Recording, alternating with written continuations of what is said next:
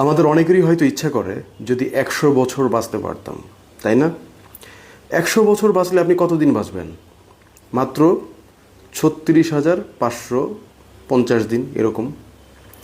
আচ্ছা, 100 বছর তো বাঁচা সবার সম্ভব হয় না। যদি আপনি 80 বছর বাঁচেন তাহলে কতদিন বাঁচবেন? 29,220 দিনের মতো।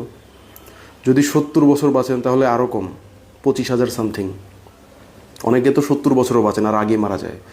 ক্যান ইউ ইমাজিন আপনি 20,000 দিন থেকে 30,000 দিন পর্যন্ত পৃথিবীতে আছেন? খুব অল্প একটা সময় মনে হচ্ছে না? 20,000 থেকে 30,000 দিন পৃথিবীতে আছেন, এর মধ্যে আপনার শৈশবকাল, কৈশোরকাল, যৌবনকাল, বৃদ্ধকাল। এবং এই পৃথিবীটাকে আপনি একটা রাজপ্রাসাদের মতো চিন্তা করতেছেন, এটাকে রাজপ্রাসাদ বানাবেন। মাত্র 20,000 দিন থেকে 30,000 দিন পর্যন্ত আপনি পৃথিবীতে আছেন। একটু চিন্তা করুন, আসলে আমরা কতটা কম সময়ের জন্য পৃথিবীতে এসেছি। আপনার জীবনকে যদি একটা বইয়ের পৃষ্ঠার সাথে তুলনা করি, তাহলে আপনার জীবনটা হচ্ছে একটা 20,000 থেকে 30,000 পৃষ্ঠার একটা বই, যেখানে প্রতিদিন একটা করে পৃষ্ঠা উল্টে যাচ্ছে। প্রতিদিন দিন রাত হচ্ছে, একটা করে দিন কমছে, আপনার বইয়ের থেকে একটা করে পৃষ্ঠা কমছে, আপনার জীবন থেকে একটি করে পৃষ্ঠা হারিয়ে যাচ্ছে, যেটা আর কখনো ফিরে আসবে না, আপনিও ফিরে যেতে পারবেন না।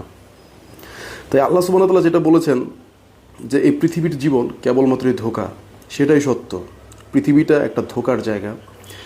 আর আল্লাহ তাআলা যেটা বলেছেন যে এরপর তোমাদের সবাইকে আমার কাছে ফিরে আসতে হবে, সেটাই সত্য। আমরা সবাই মৃত্যুর দিকে এগিয়ে যাচ্ছি, প্রতিটা দিন যাচ্ছে, আমরা ভাবতেছি আমার তো এত টাকা পয়সা হচ্ছে, এই হচ্ছে সেই হচ্ছে, কিন্তু আসলে প্রতিটা দিন আমরা আল্লাহর নিকটবর্তী হচ্ছি, আল্লাহকে ফেস করার নিকটবর্তী হচ্ছি, আল্লাহর সামনে দাঁড়ানোর নিকটবর্তী হচ্ছি। আমার আপনার মতো একজন বান্দা আসলে কি আমরা আল্লাহর সামনে দাঁড়ানোর মতো উপযুক্ত, তাকে ফেস করার মতো উপযুক্ত, যে কিনা সব কিছুর রব?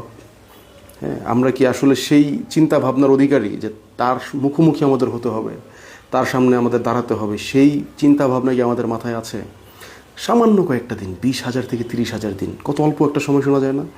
দেখতে দেখতে পার হয়ে যাচ্ছে। এর মধ্যে আপনার জীবনের কত হাজার দিন তো পারই হয়ে গিয়েছে, আর অল্প সময় বাকি আছে।